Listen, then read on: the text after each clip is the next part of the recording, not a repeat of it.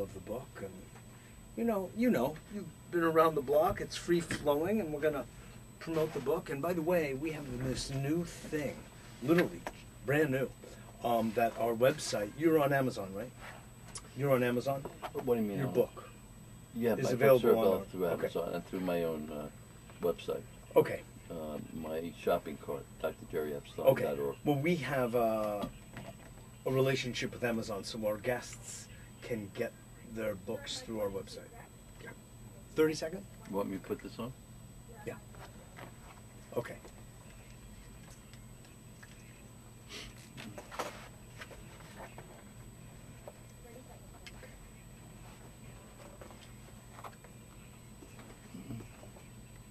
Am I okay this way? Yeah. Just let's move this here. Make sure it's good. Glad to have you on. Huh? I'm glad to have you on. Thank you. Thank you. I just spoke to Daniel today. Oh, you did? You did, yeah. I owe him a phone call, really.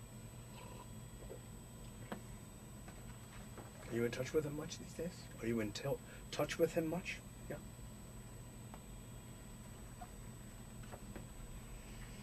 Oh, that's nice.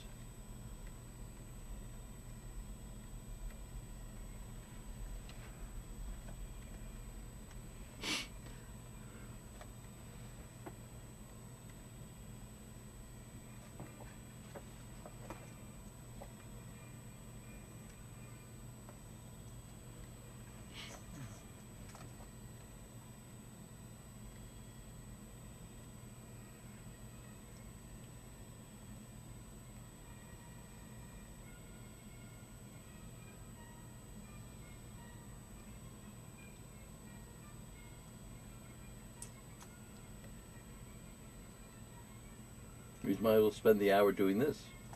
How long is our show? 55 minutes. 55 minutes? Hello and welcome back to A Better World. Thank you, Mozart. Very romantic music on Valentine's Day. So first and foremost, I want to wish you all a very happy Valentine's Day. This is Mitchell J. Rabin for A Better World. I'm glad you're joining us again today, this most romantic and loving of holidays. And through today's show, we'll be expanding upon, among other things, the notion of love, from romantic love to some larger idea of sacred or spiritual love as part of a healing process, as part of somebody becoming themselves, actually, becoming healthier, more balanced, and essentially more reasonable in their lifestyle. And love is really the essence, a pillar of that entire effort and life purpose. So we have with us today a very special gentleman who I've had on A Better World TV in the past, some years ago. That's Dr. Gerald Epstein, who is actually world-renowned for his work in mental imagery. He is the author of a book called Healing Visualizations that was originally published in 1989. Is that correct, Right, Jerry? yes. Yeah. And it's still in print, which says a lot. And Jerry was really a forerunner in the entire idea of applying the use of imagery for healing. And he's seen through his clients and his students astounding results over the course of, some 30 years in clinical practice as a psychiatrist and as a teacher. And he speaks of his own spiritual encounter and awakening with his own teacher in Jerusalem. It's a beautiful story, actually. And that has been a major influence in his life and has helped in many ways to contribute to who he has become and the way he has morphed his medical and psychiatric training into something that's very deep, very heartfelt, and in essence very spiritual, which you could really recognize as a significant and major departure from medical business as usual. And Jerry is very much a pioneer in departing from business as usual in the medical profession, and that's one of the reasons we wanted to have him on, as well as to discuss, and this will actually be the core of today's subject, Kabbalah for inner peace, imagery and insights to guide you through your day, which is his latest book of about half a dozen. So he's been on this path for a while. He's also produced a CD series by Nightingale-Conant called Emotional Healing, which also is very good. And all of these, by the way, are just available on our website at abetterworld.net. So certainly feel free to go, and you can learn about some of Jerry's work there and through our newsletter that we just put out. So on that note, Jerry, I want to just welcome you to A Better World. Oh, thank you very much. You're Mitchell? I am. Mitchell's A Better World. Yeah, well, you know, I have actually been in admiration of your work for a long, long time. Oh, that's perceptive. And that. It's a better perceptive world. And no, truly, I hold you in high regard. I know you've influenced many people. We have friends and colleagues in common who have also spoken very highly of your work and have studied with you. And I know you've had a significant influence on the way thinking is, new thinking, regarding the use of imagery, the use of mind in its relationship to the body. Yes. Actually, this new thinking is old thinking.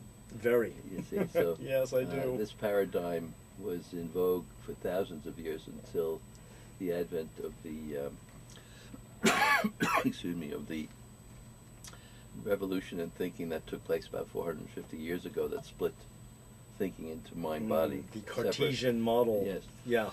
But further aggravated by the onset of the allopathic model in the 1860s. Yes, right. And so... exacerbated. Yes. So the older model saw imagery as the natural correlate to the physical plane. So the model was a mind-body unity. Excuse me, I'm sorry. We might want to do a little imagery for coughing. Yes, I'm going to do that now. Yes. So it was understood that in this model, this paradigm, whatever went on physically was reflected mentally, and what went on mentally was reflected physically because they were intimately interrelated. That model never died. It was submerged when this new model took place, what you called allopathic. Truly. In the last 4.5 centuries. And so the mind was seen as a channel of communication between an invisible reality and a visible reality. So the natural and true language of the mind, that is the channel of communication, what it was carrying from a divine reality or an invisible reality to the visible world. That language was called symbol, and symbol means to throw together. So bowl means throw, that's the syllable. Sim means together, to throw together. We get the word synthesis, symbolic, of course, synthetic, right? Simultaneous even. Simultaneous. So it throws together the invisible and the visible at the same time. It points you toward the invisible, nice, yeah. while it orients you toward the visible. So it contains both at the same time. So the image became really what was called a hieroglyph of the mind, the hieroglyph of mental life, and the culture that really portrayed it very actively and vividly was Egypt in their hieroglyphs, which they carved on the walls. Surely. But it was a language to be read, and in a language to be read. It was a nonverbal language. Well, one of the points that you bring up at the beginning of this book, Kabbalah for Inner Peace, Jerry, is a graph, actually, which I wish I could show. Actually, for those of you who would like, you can see our show. It's being video streamed on Gary's site. So this doesn't always happen, but in fact it is today. And there is a really wonderful graph that you have here, which lays out the spectrum of causality according to Kabbalistic thinking. Right. And I'd like, if you would, to expound upon this, because I think it's very valuable to broaden people's perspective on the nature of causation. And also, it should be said, I mean, certainly it's my perspective, and I'd like to hear yours, that Kabbalah actually, of course, in Hebrew means to receive. Right. I believe that the Jews received it from the ancient Egyptian scientists. Oh, well, that may or may not, that may be open for debate. The point is that it does mean to receive. So it's a receipt of you might call divine knowledge or spiritual knowledge. And so the way it works is that there's a two-part system to this. My direction has been to apply it as a therapeutics. So I was initiated, as you mentioned, I met my teacher Colette in Jerusalem in 1974, and I was initiated into the Western spiritual tradition of the Eastern Mediterranean area, particularly as it came out of the Holy Land. And what was that tradition called? Yeah. It was called the Way of the Prophets, or the Chariot Mysticism of Ezekiel. And you can read about his experience and his revelation in the first 28 lines of the book of Ezekiel, where he outlines his revelatory experience very clearly. The chariots of fire and prophetic. That prophetic tradition. So it was the way of the prophets. And the prophets were there to bring the word of the divine onto earth.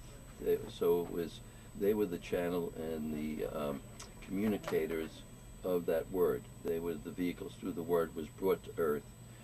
Different from the mystic. The mystic, which is a term that came into being about 2,000 years ago, which the prophetic way predates by quite a lot, was that you're reaching out toward the divine. So the mystic reaches toward the divine. The prophet is the vehicle for the divine reaching you. So it's quite a different tradition. And so both embodied in the Jewish tradition.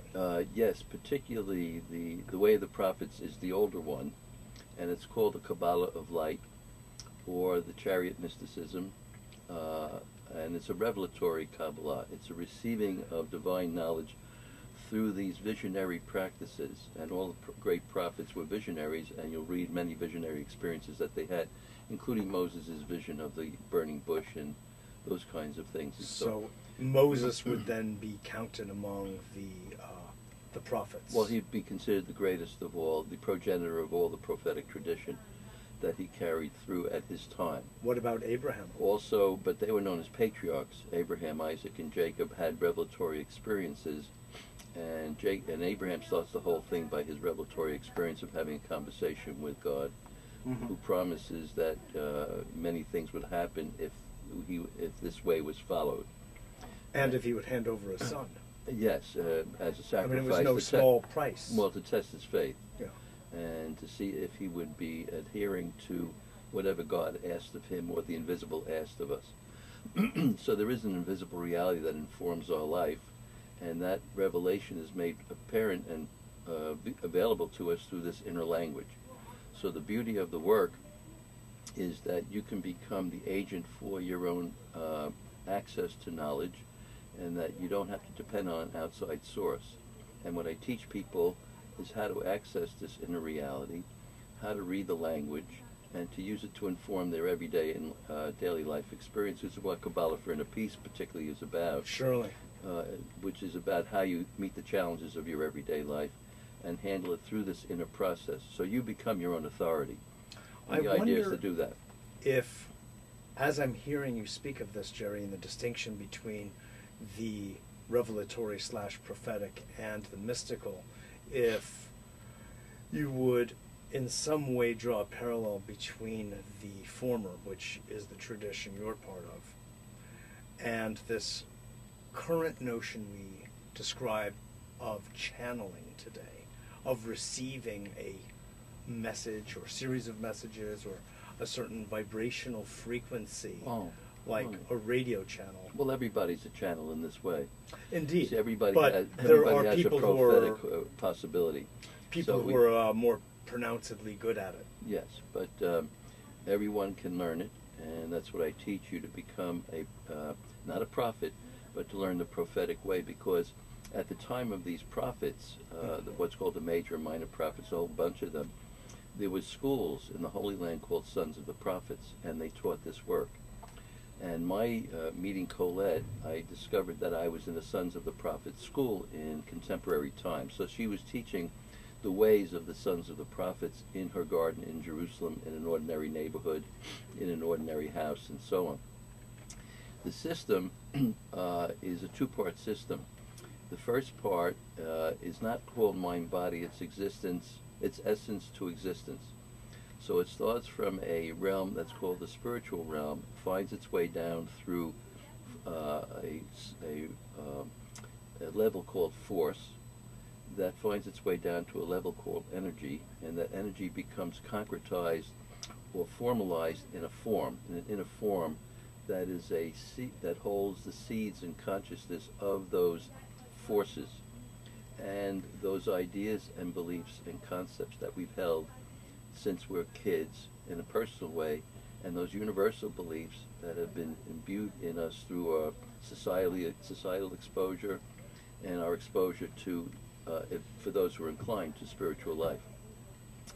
That then, going from spirit to force to energy, goes down to matter. So you have essence to existence.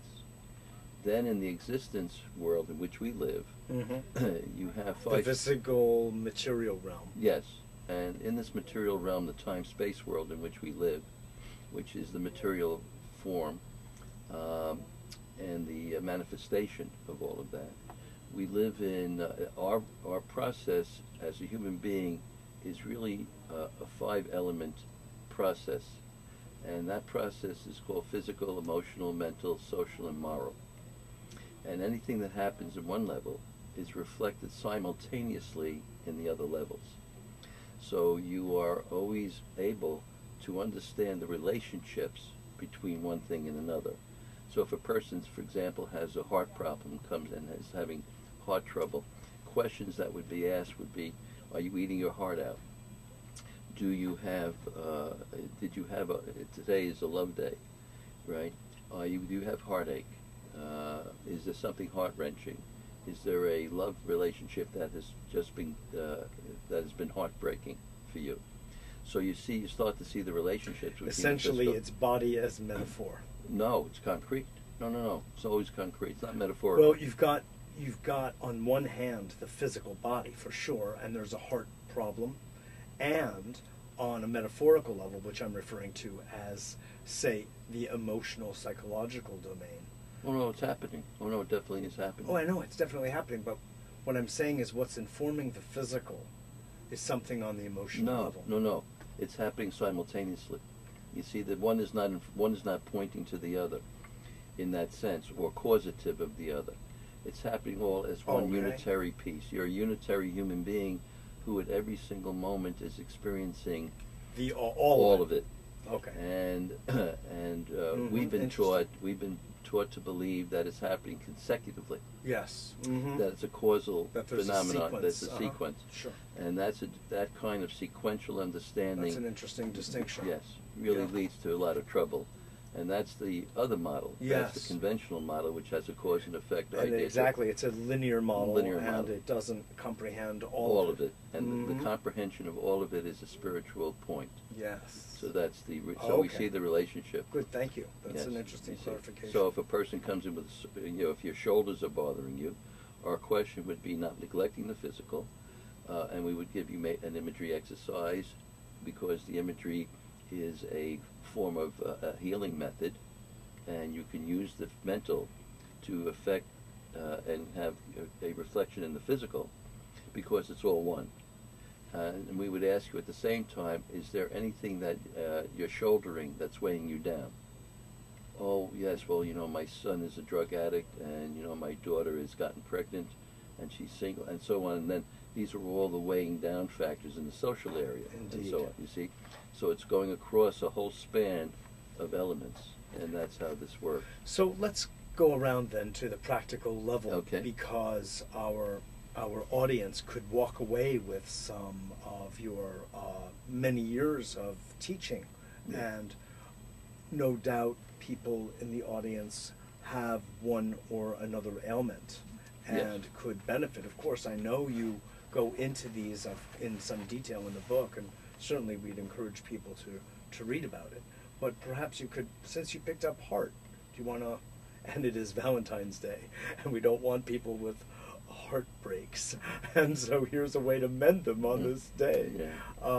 Could you lead us through perhaps an idea of one of the exercises for a heartbreak? For heartbreak, okay. So you want to, the way we do it, of course, is that it's easy to access this inner source of knowledge by closing your eyes, so you turn your senses inward to find and discover this inner realm, which is available to you all the time once you turn your senses there. And then you can breathe out long and slow exhalations through your mouth, which allows you to hypoventilate, which allows your emotional levels to diminish considerably. That is anxiety, fear, and so on. To quiet them. Yeah, quiet them. So hypoventilation quiets it, long, slow through the mouth, and brief through the nose. So you're taking in the pure oxygen, but not in an exaggerated way. So you're keeping focus on the long, slow, which is the quieting system of the body. The parasympathetic nervous system is invoked. So you're getting quiet and centered and calm and focused, and and this breathing is opening the door to this imaginal realm, right? And so one simple way to do this, which will affect the heart directly, well, there are two things I have in mind to talk about. So now that everybody's quieted down and they're sitting up in a chair, we don't do a cross-legged. You sit up straight in a chair, and your back is straight, and you're breathing evenly and regularly, and you're quiet. And at that moment, you're taking these long out breaths. You can now breathe any way you like. And you can go back to the first moment, the moment that at the moment that the heartbreak took place. And know that you are repairing this heartbreak by reversing the memory of the situation that took place. When I say reversing the memory, I mean repairing it, shifting it, turning it around, and so that you're creating and discovering a new memory. Why? Because the memories are malleable, and exactly what happened isn't exactly what happened, but it's your recall of what happened. You can shift that and turn it around and create and define and discover something new for yourself in that moment, to change it. So you're changing the memory. Doesn't mean you're changing the fact, but you're changing the memory of the fact. Which is having its effect on the body. Yes, which is then reflected in the bodily situation. So as you're shifting the memory and turning it around, there's some changes that are happening in the heart. And I just did successful research at James Madison University over a 2-year period to show that heart rate variability and heart rate coherence increases and strengthens the heart with the imaginal process. So in regards to the imaginal process itself, all the people out there can imagine themselves simply imagine themselves looking into their mirror. And take a look at the chest area, and see in the chest area a light. And now see that light, and see that light coming into your heart. And the heart is beginning now to emanate light, and as it's emanating light, the heart is repairing on the physical level. And notice how you feel and whatever sensations occur. Same with the first exercise. What do you feel? What are your sensations? How do you look? And what's your overall experience of it? When you go through the process of repairing, Few seconds. Just few some seconds, isn't that fascinating? Just some seconds. Just some seconds. Are you imagining the heart working perfectly well? Perfectly well, because you know that the variability and the coherence is increasing. Yes. So you're hearing the heart rhythm. So you can hear the heart rhythm and hear the sound of the heart while you're seeing the light pervading the heart and the heart emanating light, which it does when it is repaired. And when it comes together, it emanates light. And then the darkness of that heartbreak is reversed and turned around. And you know that you are feeling in a different way now. And this opens the possibility of optimism for a new future for your situation. Indeed. That is But beautiful. you do it without concern for the result.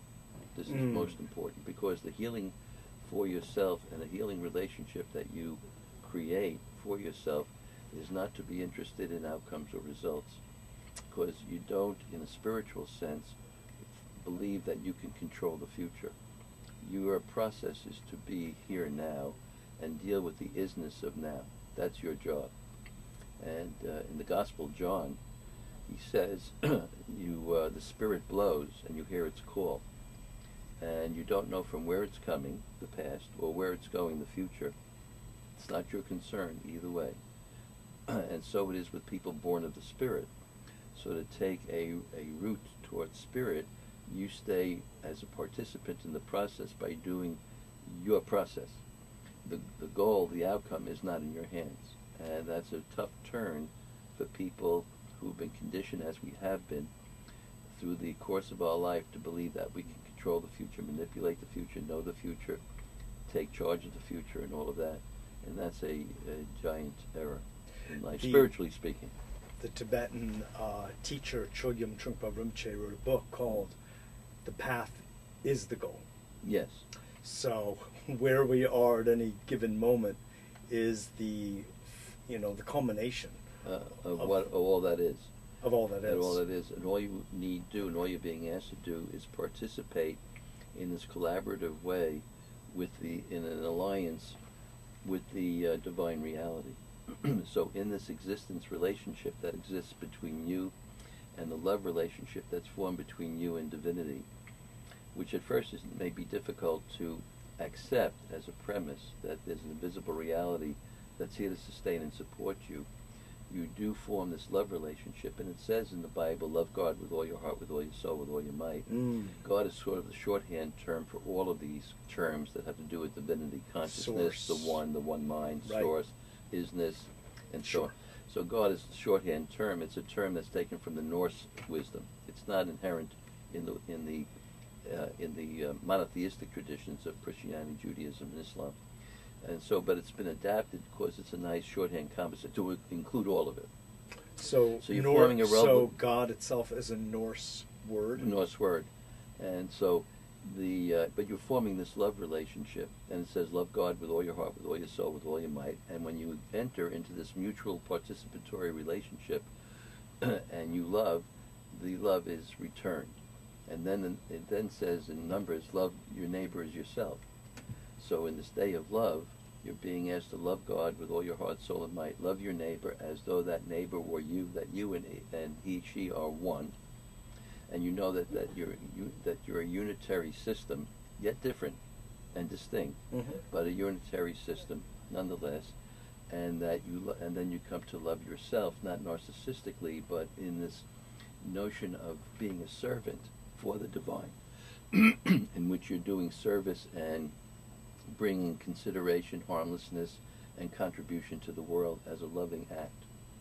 So your love is being sent out, and as it's sent out, you become a humble, open space for receiving. Yes. And you're receiving now the wisdom, which is called Kabbalah. You're in receipt of the wisdom. That's now, you become a vehicle for receiving that. The space is open for you. This is Mitchell J. Rabin on A Better World on Progressive Radio Network. We are seated with the author of this book, Kabbalah for Inner Peace, Imagery and Insights to Guide Through Your Day.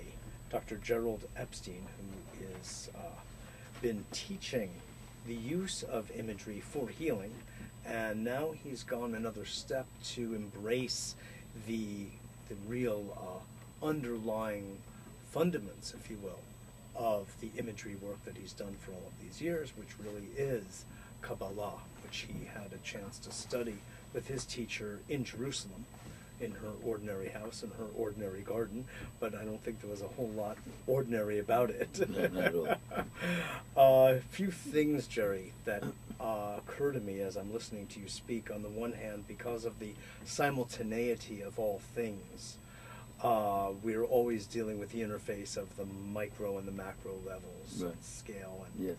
there's an alchemical relationship. And a homeopathic relationship. And a homeopathic relationship Mhm. between these. Yes. And when you're speaking about repairing the heart of all organs to talk about, well, it's a perfect one for Valentine's Day, is the idea that also permeates Jewish thinking, and that's tikkun olam, which of course means repairing in Hebrew, repairing the world. Right.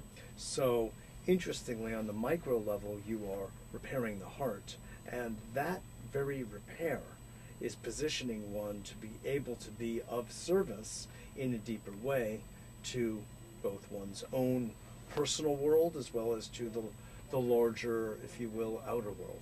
Well, it's interesting in two respects. One is, I think it's quite accurate what you say. And taking Rupert Sheldrake's idea of a morphogenetic field, that Yes, there's indeed. a field that the species gathers knowledge from, for good or ill, by how everybody else is behaving, that information goes into a general matrix. When you're loving, The psychogenetic gene pool. right, and we call it a psychogenetic transmission, which is, Oh, you do? yes, it's not through the Borrowing genetic my line, words. not the physical. Yes. It's a psychogenetic, which is the social, emotional, mental aspect of this, the talents and strengths, the errors and liabilities, and so on. And when you are loving, you're sending a message into the morphogenetic field that can be picked up anywhere in the world by any member of the species. So you're establishing a new possibility immediately as a point of information that's available now to everybody else. The micro point of this is two-pronged for me right at this moment. One is, if you look in the history of the spiritual evolution of the world, the micro input was what has set a new course of direction of civilization. One being, Abraham, Moses, Jesus, Buddha, right? So you have these one individuals who, by their action as a micro unit, galvanized an entire civilization around that one input. And that input was this healing force that they brought to bear, be it love, imagination, power is freedom, intuition, faith, which means the certainty of action in the moment without regard for the outcome. Remember, we're talking about no outcomes, faith. Sure. So you take your action in the moment, you don't know where it's going. Hope, which means that there's a way out. Faith means, gee, there's a way out of the trap of the enslavement of the world, which is what we're living in. Hope are the ways. So hope says, here are the methods and techniques you can use. That's what I teach. Mm-hmm. So that micro input produces a macro event, right? So those individuals, Martin Luther King, and on A the macro outcome, even if macro. you're not looking for outcomes. A macro result. You could take even the case of Hitler. Hitler was a micro input that had a macro output, which is still rife today. The impulse is still available, is still there in the world. Martin Luther King. Rife. Yeah, rife, and his machine. Yeah. Gandhi.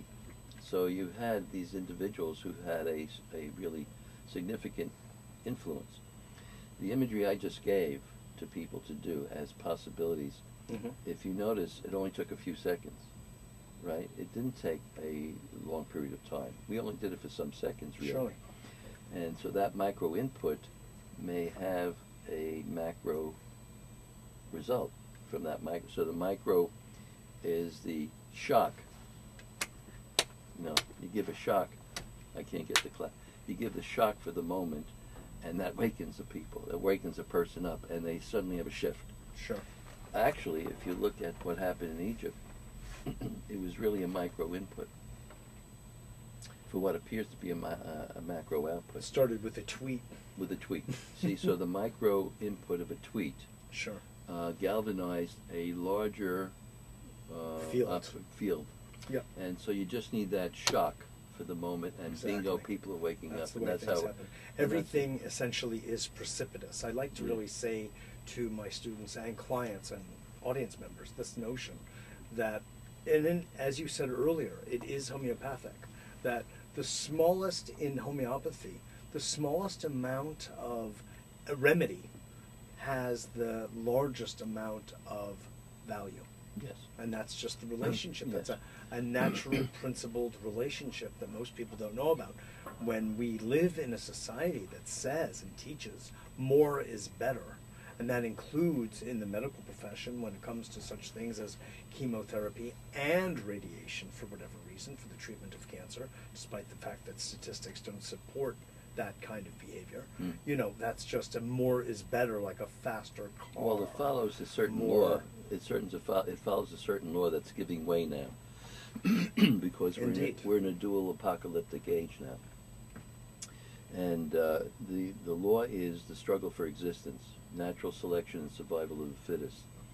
A Faustian age in which everything that you want is ready for you at hand, and your fingertips. You can open your garage door, turn on all the lights from outside, have a car that you just push a button and it turns on, and all kinds of things are going on. So everything's available, because remember, Dr. Faust makes a pact with the devil, who says you can have anything you wish, but I have your soul as a result of that. As payment. As payment. So, in this struggle for existence, more, of course, is better, because more gives way to the law of greed, wanting more, better, and different. So the idea is the more I can get, the safer I am, and I have to reduce you as a threat to me, because the more I have, the more power I have, and that gives me power over you, and we call that power as control, domination, subjugation, master-slave. And that's giving way now. We're starting to see the glimmers of it, the little shoots coming up, giving way to what I call the laws of collaboration.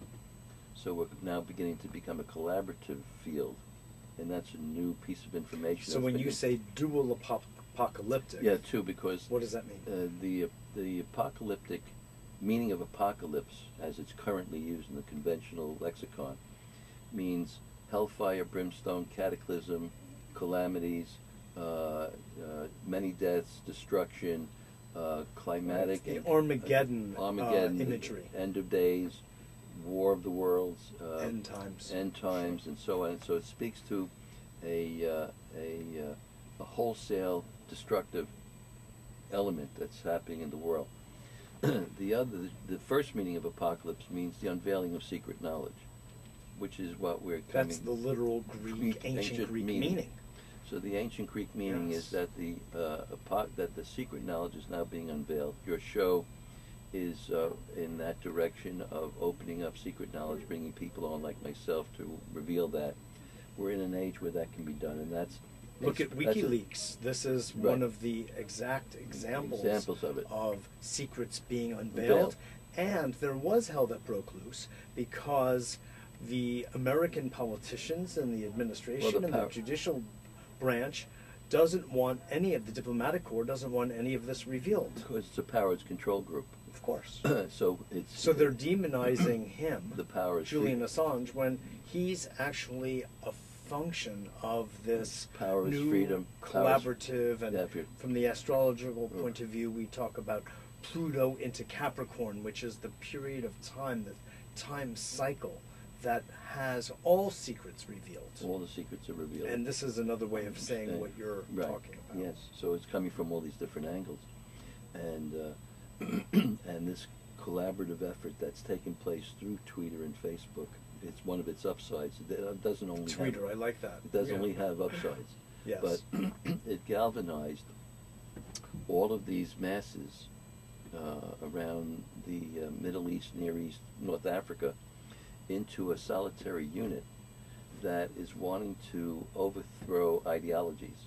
So it's coming from a non-ideological basis, which is it's changing from the master-slave, so to speak, that you referred to a the way we know all governments to be interacting with their people virtually. All institutions are master-slave. And all institutions, and that's changing to a collaborative, and I would really add the word cooperative, and that's what my organization, A Better World, is not an institution.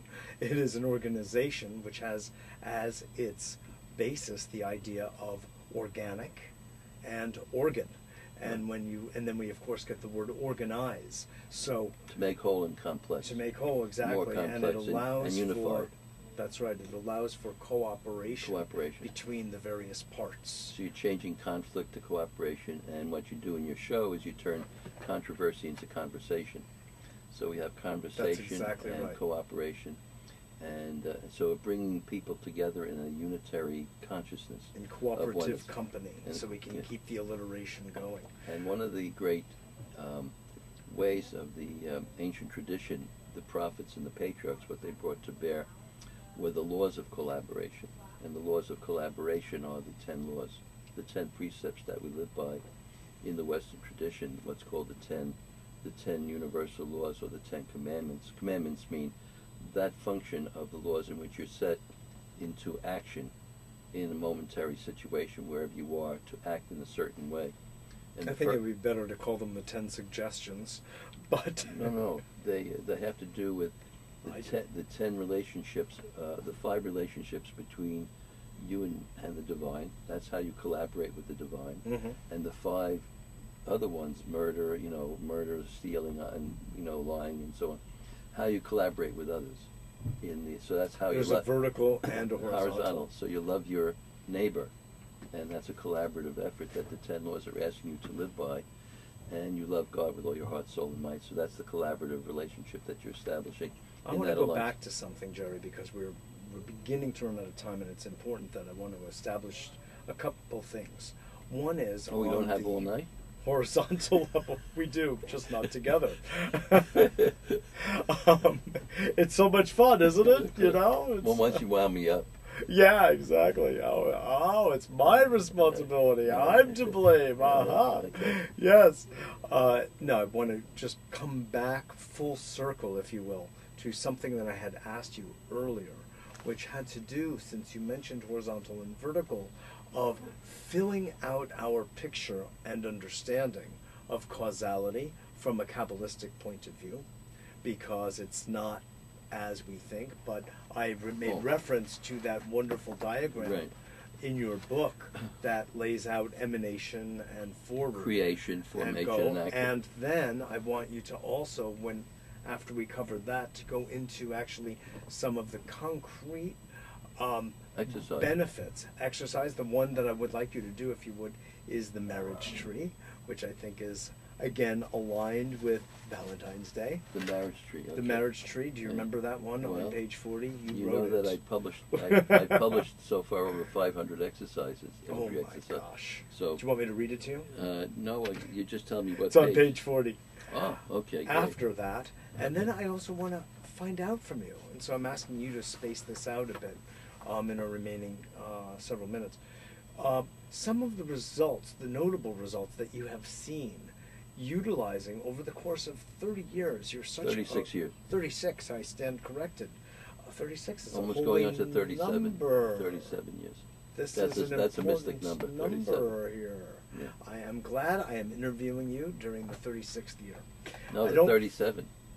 I'm going in 37. That's the mystic number. But you're in the 36th. 1974 and June of 2011 will be 37 years. Now you're asking me to do too much arithmetic. Yes, I can't. Look, we're still in the 36th until June. Okay. Okay. I want to hear from you, masterful as you are in the teaching of this, and of all people, what kind of results you have seen. In other words, there is, and I really love to outline this idea, the biology of imagery. People tend to think that because it's of the mind, it's abstraction, and there isn't a biological basis to thought, and therefore there isn't a biological basis to visualization. And look, I studied with folks back at the American Psychiatric Association umpteen years ago. What were their names? Anne and her husband, who were doing art therapy, and they were imagining, what was the name of that technique? I can't believe I'm forgetting it right now. The technique that was driving cancer cells out of the given organ. The Simontons. The Simontons, right. I was studying that back. That was at a Psychiatric Association, right? In 1979. Yeah. So I know that this has been around forever, and not to mention ancient. But we mentioned before the original model, which is the paradigm I'm coming from. Yes. Which has to do that there's an intimate interaction, interrelationship between the physical, emotional, mental, social, and moral. By all means. So my research, and I've done it not only also with asthma, to show that we could effectively get people off asthmatic medication with a imagery program and that's been published under the National Institutes of Health aegis. When you're doing something on the mental level, it's having its concomitant reflective effect, commensurate effect in the physical. So that just simply stands. So when we showed the relation of the heart rate variability, and we could show it by computer study and show by rhythms and so on, how imagery, and I'm sure people who've done the exercise today have had some effect that they might be able to accommodate. Measurable effect. Yeah. And so when it comes to measurement, what I'm asking you in this part of the larger question is, what are you aware of the statistics, the studies that either you've participated in or others have that show the efficacy. value? Oh, we know tons it's efficacious. There are tons. The question is, to what extent? You mean where imagery was done as a research model to find out if there were effects of it? Well, we know that there are effects. We've gone that far. That's not a question in our minds. The question is, if somebody comes into your office or into your classroom with cancer or with migraines or what have you. Myself and my students, I have a New York State Regents chartered training center for healthcare professionals. Yes. And my students and myself have incredible results with people coming with all kinds of conditions. And if you looked at the Healing Visualizations book, I cover 80 daily ailments. I could have had a thick book. Yes. They wanted to limit it, but we've had results with almost every kind of circumstance. I just had one now with a man who was going to have his leg amputated because his nerve was cut in his calf after a heart transplant, and they had to graft tissue from his leg and get rid of an infection that took place post-operatively. They cut his nerve. They set him up for an amputation of his leg. I was called in through a student who was close to him, went to the hospital, and I collaborated with her. I supervised her on giving an imagery exercise to him, and in a week, then one came to him spontaneously to add on to it, and a week later he walked out of the hospital under his own steam, and the doctors are still baffled, and they are not able to understand how this possibly could happen. That it's, impossible, they said, for this to take place. And a woman came to me who's written a very famous book, who wrote a book where she was told that she could not have a baby because she had an FSH, follicular stimulating hormone level, that was too high, and it's impossible. She was told by many, the word, impossible by obstetricians to have a child. We cannot do it with this. And she came and she did imagery with me, ate well, did a nice yoga exercise, and she had a baby. And she called her book Inconceivable, with the baby on the cover. And she was able to lower her FSH levels with the imagery. And so we've been able to demonstrate over and over and over again physiological effects. One thing you have to understand, Descartes, I know you have a Cartesian interest in Descartes, I think. And Descartes said... I have a holistic interest. Yes. Is what I have. Yes. And I have to make reference to you Descartes. Remember Descartes said two things of interest to me. Mm-hmm. One, he says, I think, therefore I am, which was picked up by the rationalists, right, back then. But what he's saying is, what I believe, I manifest. I think, therefore I am. I believe and I manifest. The second was distorted. The second thing he said, you cannot prove anything that comes from another paradigm that isn't part of your paradigm. If you come from your paradigm to prove another paradigm, it can't work. So the statistical method is a paradigm for the materially based cause and effect system. It can't be used to prove, disprove, or use anything about that word with an acausal system that we're talking about, a reflective system. And for us, the word proof, we mean, is really a graven image. This violates the second law. The second law I talked about before, the universal law. Mosaic. Yeah, not to make graven images, meaning your mind is not to come to conclusions, to outcomes. So proof is an outcome. Interesting, yes. So this quickly is... I like that, yeah. So you can't have proof. Well, it's overly linear. Yes. So in this model that has captured you, there is... and it denies the instinctive, intuitive knowing that we really have.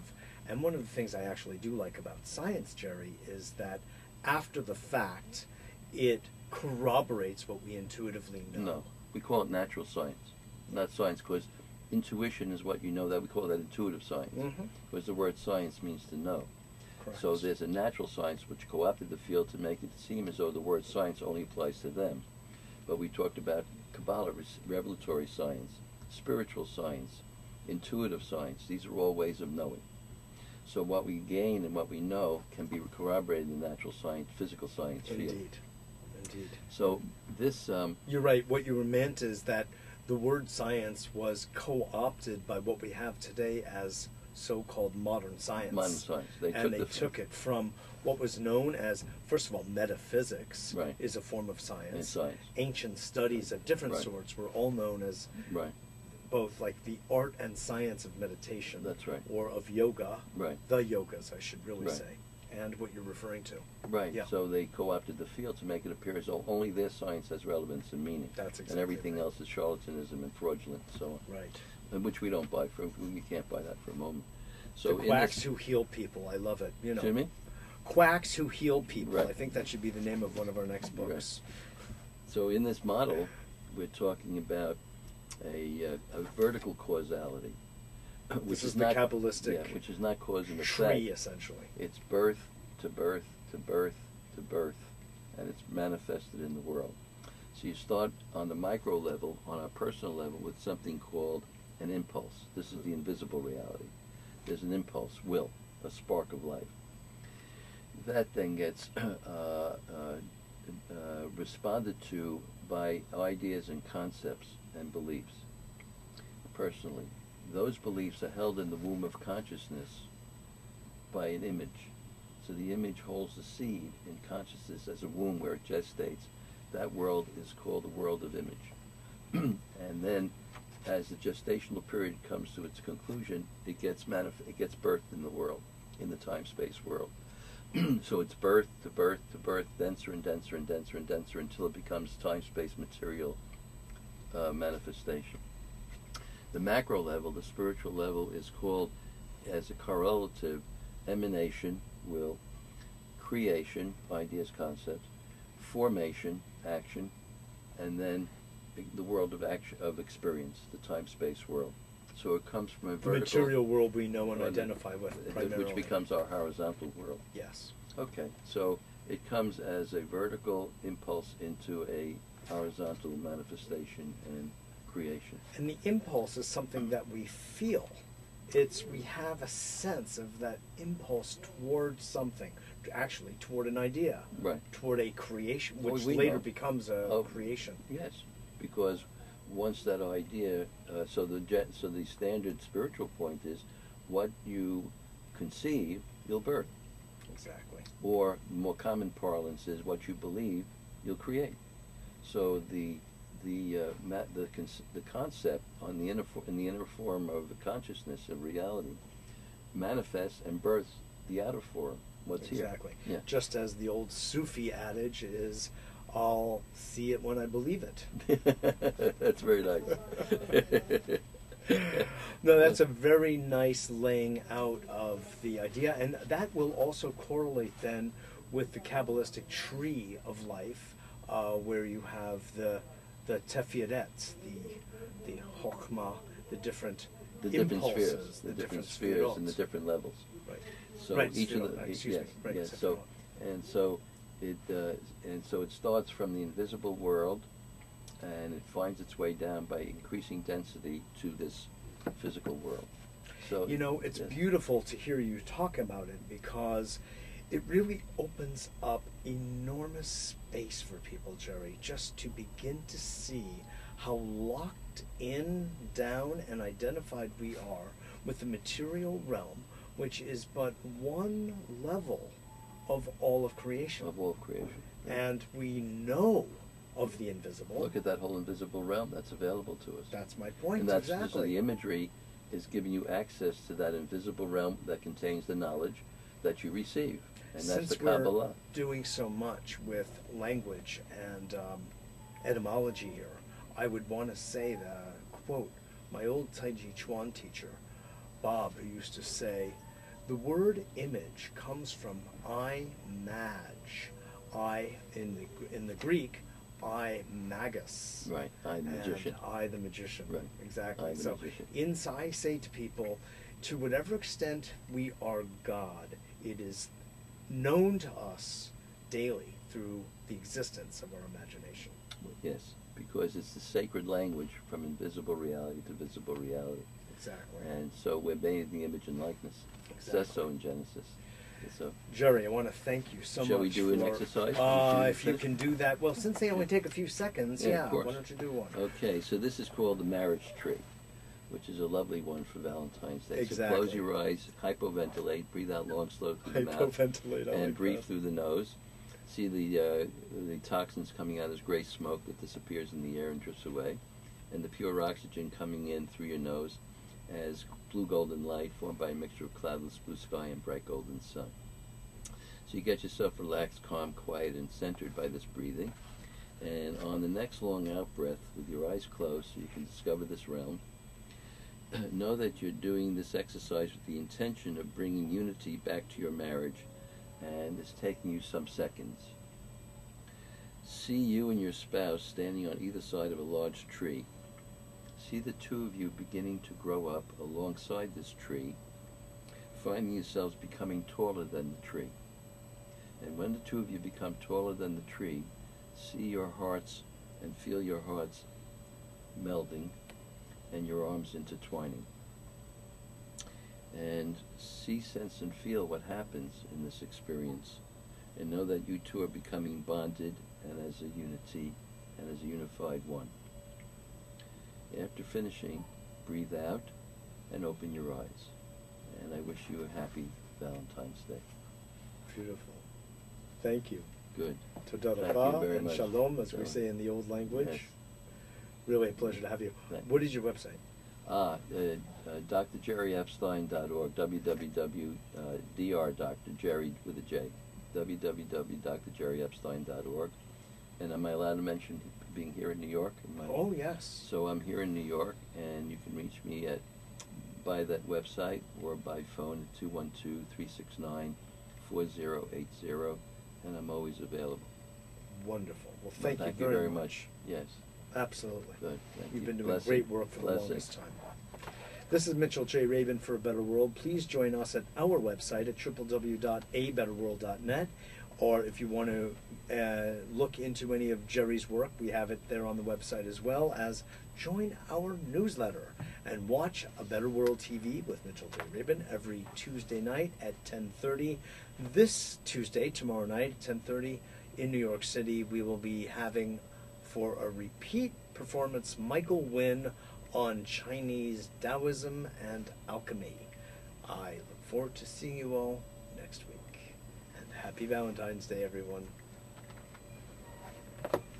That's an internet video, to 10:30 tomorrow night video. Yeah. What's the channel? What do you get it on? 35. Oh, you mean on the Yeah. TV? Yeah. Oh, the Manhattan Yeah. thing, of The course. thing I had you on. Yes. Yeah. Yes. Oh, Michael Wynn's great. He's a very close friend of mine. Very nice. And he's real good. This was a very That was- nice interview. I hope you liked Oh, it. thank you. I Yeah. thought it was fabulous. Yes. We got a lot done. We did. We accomplished a lot. I think it was very The interesting. heads may be swimming. Exactly. Good. Let them swim.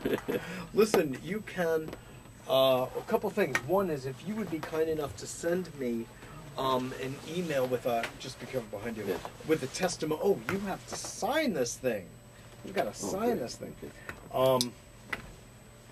One pen. Thanks. Send me a testimonial, if you would, with just a little a testimonial of how you felt about the interview. Great. You know, the interviewer and that. That would be great, because we use that increasingly on our own website. Great. Be And glad of to. course your name will be there. That would be great. And the other thing is, we'll send you a link to this, Jerry, and you can use this on your website. You can use it in whatever Oh, way great, you want. great. It's yours. Right. Use it. Okay?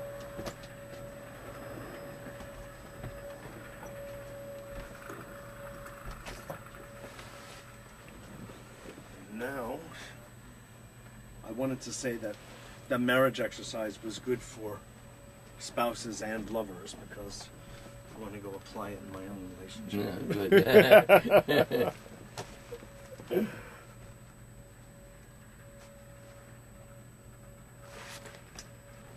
Actually, I'm going to ask Kate to take a photograph of us because my web guy wants me to have photographs of my guests. So.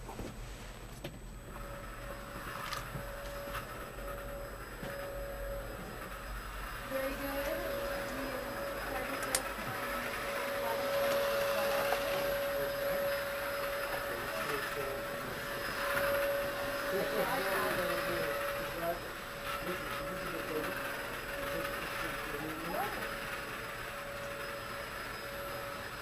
Oh, wonderful. Thank you. Thank you. That's great. Do you want to take that plate for? Yeah. Whatever you want.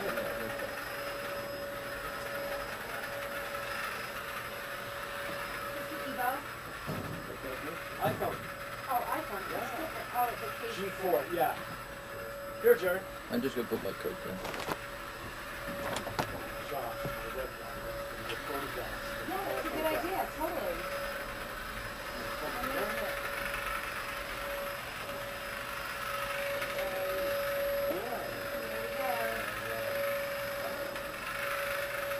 You can take two of them. I'm going to do my collar.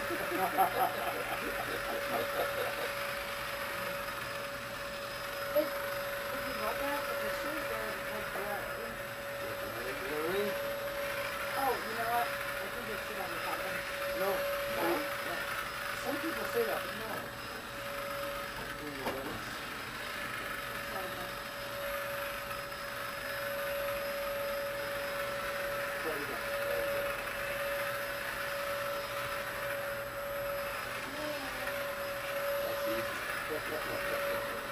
That's too easy to help, right? They're all blurry? You do look good. Exactly. Okay, I'm going to listen to you. Yeah. Do it again. Okay. You know how to get back to the camera? Alright. You might be right, Kate. And it won't be the first time. It won't be the last time. Maybe the last time if you don't get the right picture. Exactly. Is the flash on? Yes. There we How are. did you get the? How did you get the The flash? cover. How did You you know? can't take with the cover on. You're right. You're right. Look at Oh, that. Look at that, guys. That's gorgeous. Definitely. That would be wonderful. It's yours. Yes. Definitely. You'll send that? That's great. Thank you, Will Kate. do, absolutely. Oh, you're very welcome. You're multifunctional. I can take pictures. I can run a board. I felt like Moon Man that night when I made one. You get paid? Yeah. Okay, thank God. I wouldn't be living in New York City if I didn't. If you did what? Get paid. Yes, if I got paid. Oh, yeah. So, oh, and when should I come in to do NLP Jason? Want a new promo? Yes. Mitchell, I gotta. Want to record one real I'll quick, send it to you. Mitch? Oh, Do you want to record one now real quick? Yeah, let's do it. Great to see you. Thank you. Thanks so much. you're gonna get a terrible endorsement. Fabulous, thank you. And I'll send you a fabulous photograph. Text to one of the specific. Just the Monday night at 6 p.m. Mitchell Rabin. Just, you could spell it in. We'll do it at the end. And then, Okay. we'll just do it. We can do it real quick. Okay, fine.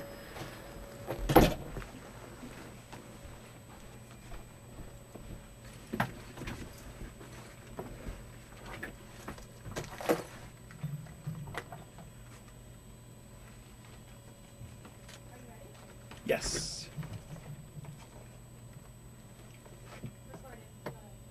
This is Mitchell J. Rabin for A Better World, and I am on the air every Monday evening at 6 p.m. Eastern Standard Time on Progressive Radio Network.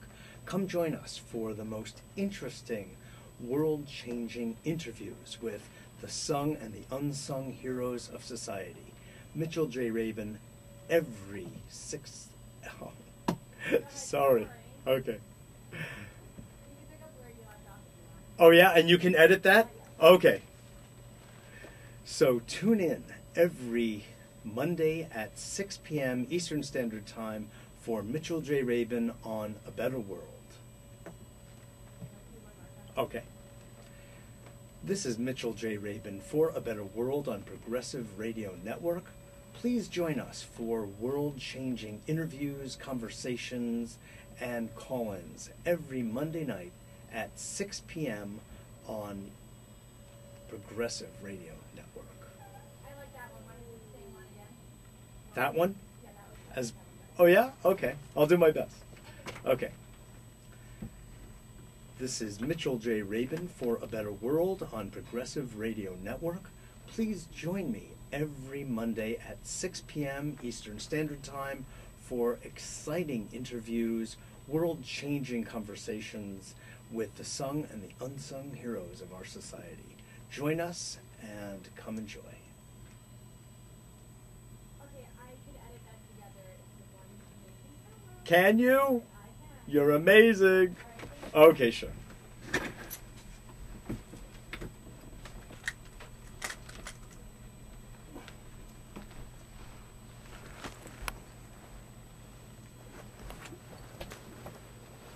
Okay, great. Thanks, Mitch. Absolutely. I'll stay down Wednesday, okay? Yeah, thanks.